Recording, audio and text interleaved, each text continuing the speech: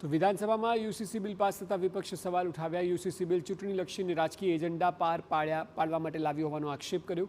કોંગ્રેસે બિલમાં ઘણી ખામી હોવાનો દાવો કરીને બિલને પ્રવર સમિતિમાં મોકલવાની માંગ કરી હતી।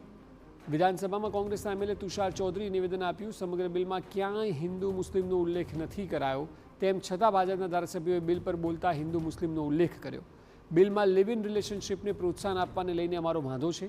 લગ્ન, છૂટાછેડા, મરણ, વસિયત જેવી પર્સનલ બાબતોને છંછેડવામાં આવી છે। ઘણી બધી આદિવાસી સ્ત્રીઓએ ઉત્તર ગુજરાત ને સૌરાષ્ટ્રમાં બિન આદિવાસી સાથે લગ્ન કર્યા છે। તો હવે એ લોકો લગ્નની નોંધણી કરાવવા જશે તો એની લગ્નની નોંધણીની આ યુસીસીમાં કોઈ જોગવાઈ નથી।